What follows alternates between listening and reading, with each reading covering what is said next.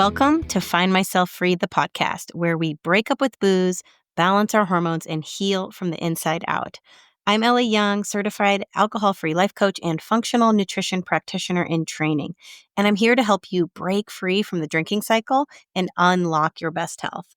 After decades of gray area drinking, I was fascinated by my own capacity for change. Now I've made it my mission to pay this gift forward by sharing the biggest game-changing lessons from neuroscience to positive psychology to functional nutrition, all so you can take back your power, balance your hormones, use food as medicine, and feel better than ever. Sobriety is just the beginning. Let's heal, thrive, and create a life you love. Let's dive in.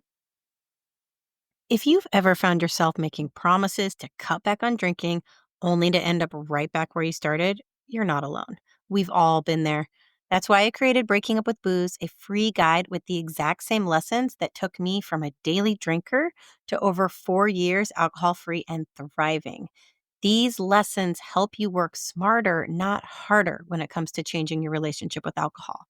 There's no relying on willpower and no fueling yourself with regret and shame.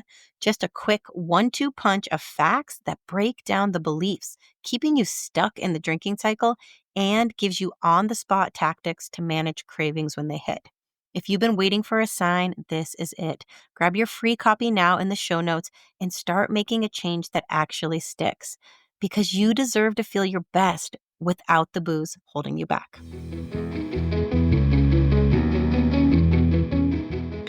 What's up, everybody, and welcome back to Find Myself Free. Today's episode is called The Mindset of Change, 5 Truths You Need to Know.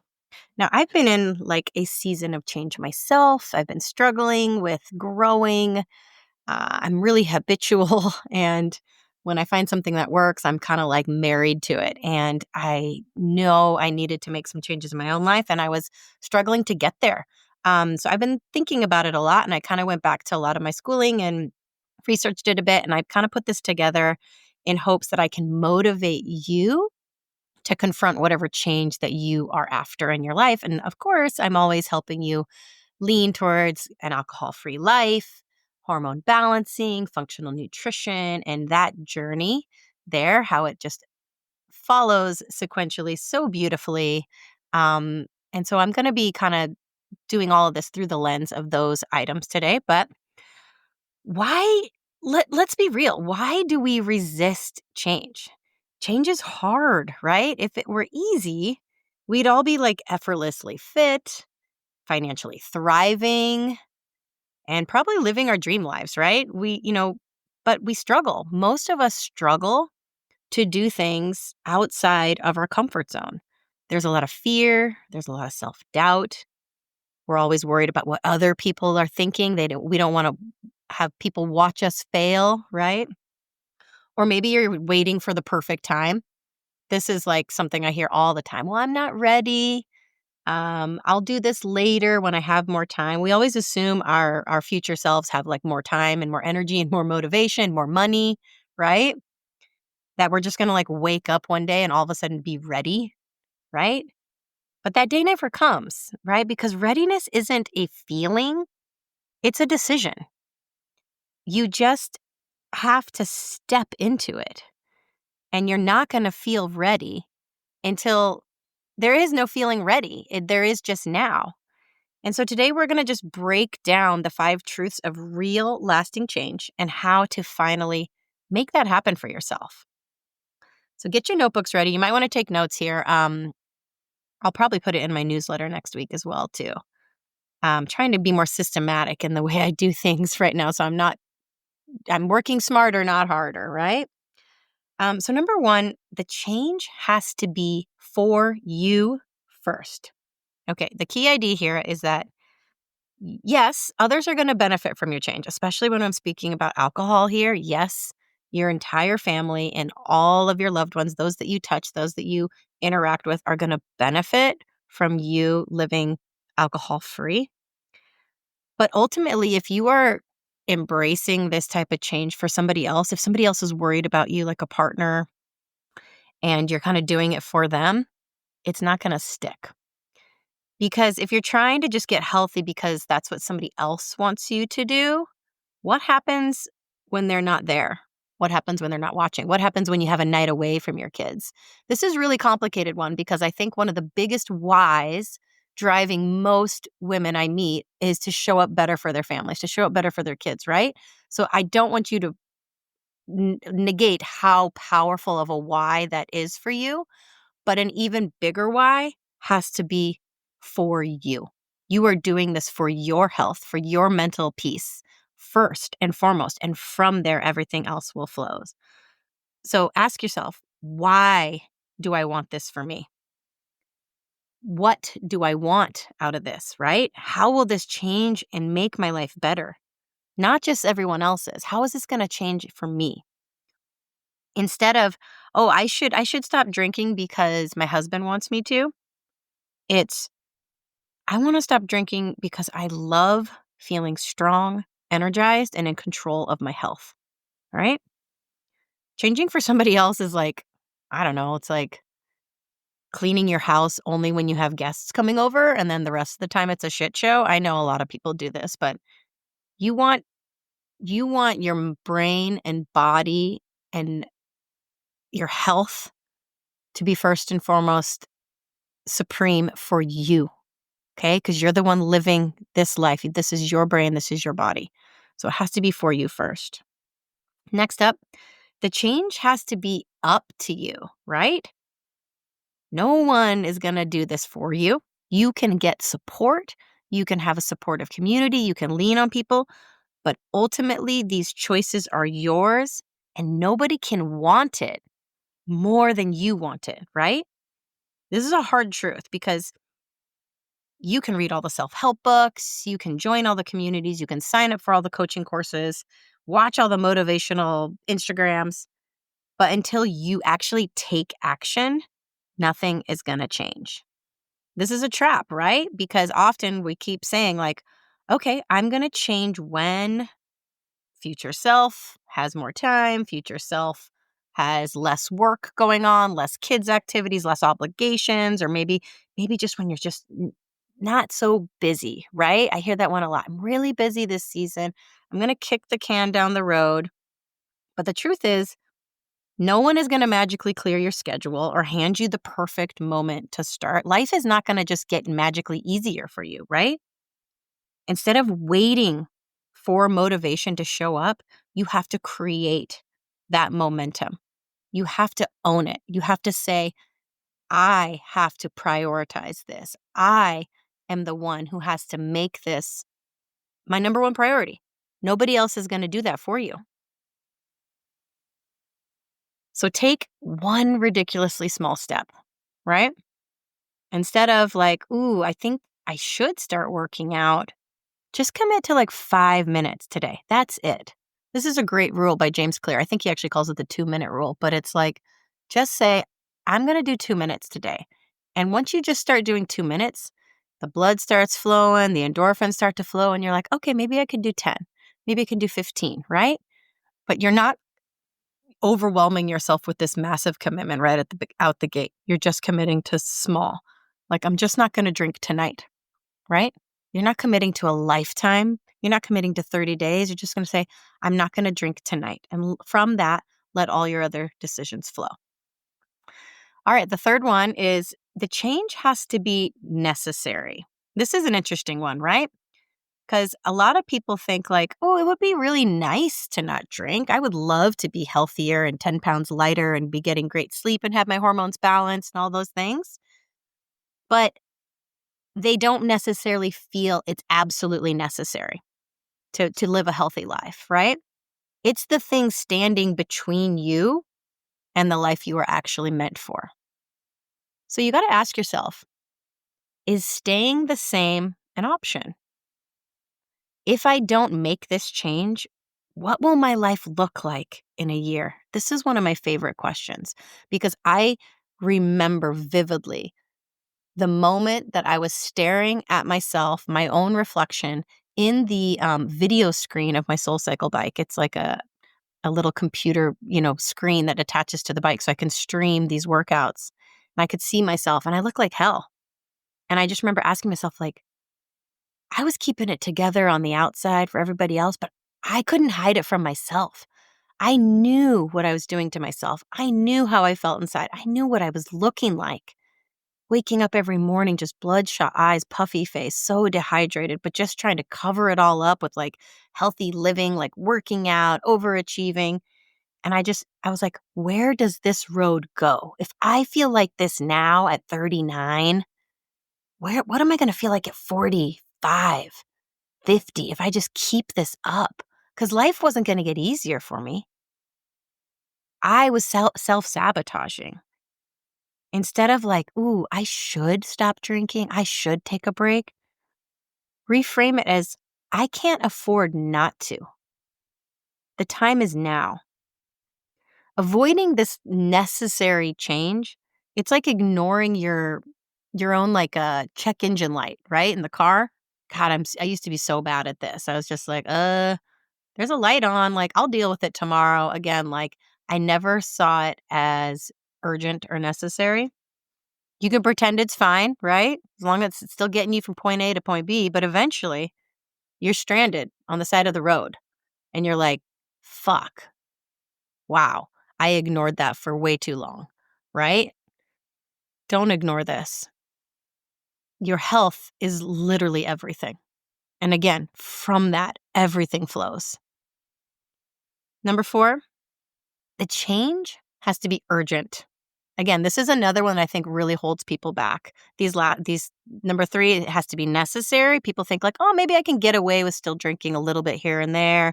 Um, and the change has to be urgent. They don't feel a sense of urgency. The key idea here is that there's no more kicking the can down the road to like a future you who magically has more discipline and more energy. The myth is that future you will handle it.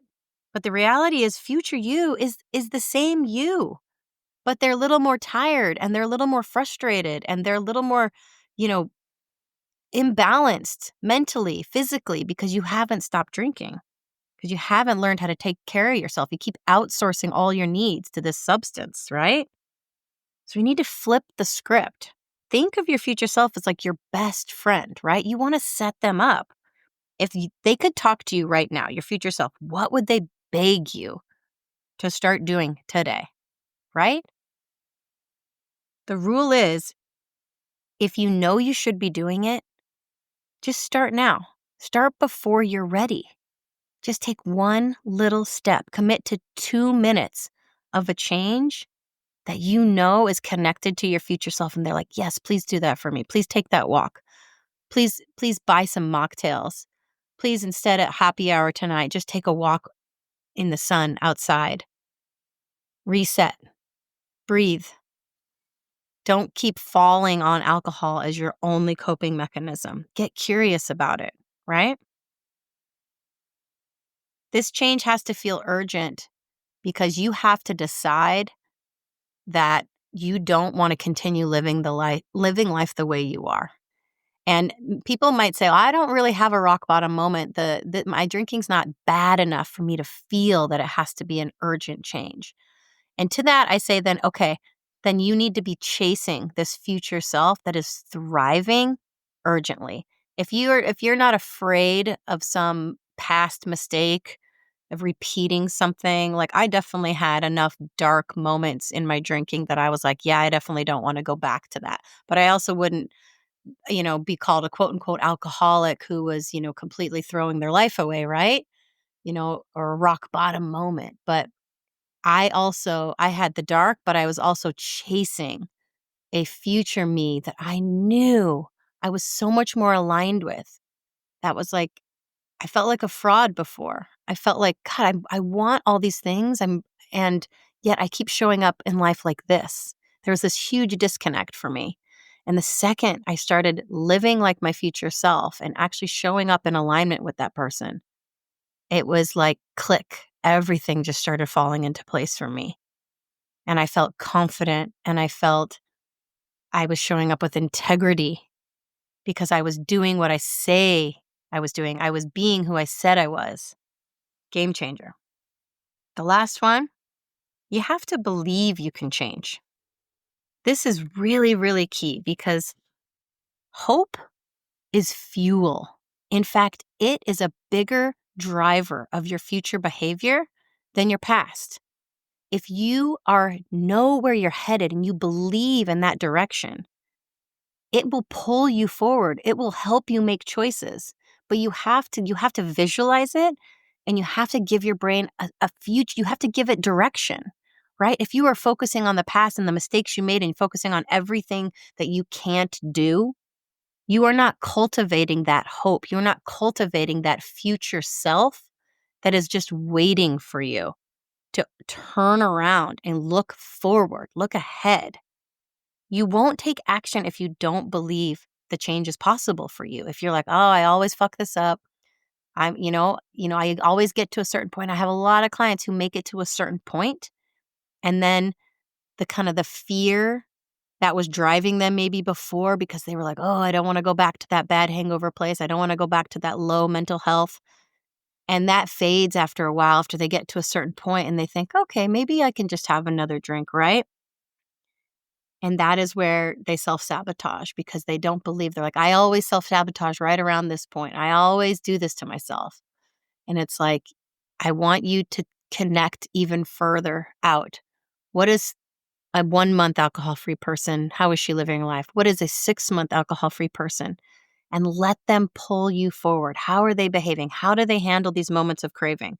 How do they handle these moments of pain and suffering in your life where you just want to numb out and check out of all of it? And you think this is less painful to numb out temporarily and experience all the aftermath of that than it is to stay in this moment of discomfort, right?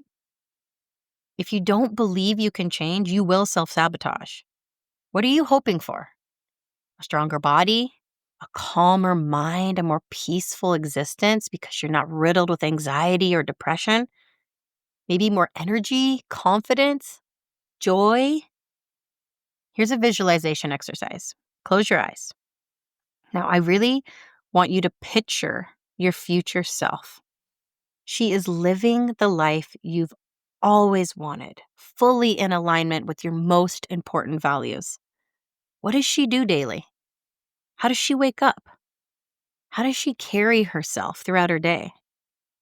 What does she believe about herself? How is she showing up in her relationships, in her job, in her community? What does her confidence look like? Now, ask yourself, what is one thing I can do today to be more like her, to move closer to her, to be in alignment with that person? And now, if you can imagine it, you can 100% do it, because your brain is not going to allow you to imagine things that are you know, out of your reach. Okay. You're not imagining yourself flying, on a private jet to Maui. We're not going there. Imagine yourself just showing up in life the way you've always wanted, the person you always wanted to be, with energy, with clarity, with confidence. Now, reframe this. Instead of saying, I don't know if I could do this. How about, I am already becoming this person? This is just the lowest rung on the ladder. I'm not having you jump to the top rung of the ladder where you're already crushing things. You're taking that baby step where you are becoming. You are in the process of transformation. Okay, let's bring it all together. So, a quick recap on the 5 truths of change. Do it for you first. Number 2, it's up to you, nobody else. Number 3, it's necessary. This change is 100% necessary to connect you to the life that you've always dreamed of. Number 4, it's urgent. This has to happen now. This has to happen yesterday, right? Make it urgent. Lastly, believe it's possible. Don't tell yourself lies. Cultivate true hope and true belief. So pick one small action today that aligns with this change that you want and commit to it. No more waiting. Stand up right now and do something. 5 minutes. Commit to something for 5 minutes right now that is aligned with the progress you want to make. Okay? Final thought. You are already on the brink of change just by listening to this. You are already stepping just outside of that comfort zone and into courage. The only thing left to do is to take one more step forward. I want to talk to you briefly about the 4 C's. This is something I talk to my clients in one-on-one coaching about. Everybody wants to feel confident before they start change, right? They say, oh, I'll do it when I'm ready. I'll do it when I feel confident. That's what they're waiting for. They're waiting for confidence. But confidence comes last. The first thing you need is commitment. You commit to the change, even though you're not ready, even though you don't feel confident you can do it, even though you think you're going to fail, you commit. And then because you committed, courage starts to flow because you're like, I'm doing it. I did it. I'm showing up. I committed. That's where the courage comes from. And then you keep showing up, even though it's messy, even though you suck at it. Next thing that happens, you start becoming more capable. If you continue to show up, you will become more capable. You will grow. You will learn. It might be uncomfortable. In fact, it will be uncomfortable because that is inherently where growth is. It's going to be uncomfortable. But you're slowly making progress, becoming more capable. And then what happens? Confidence. That's what comes last. Commitment, courage, capability, and then confidence. I am with you. You got this. I'll see you next time.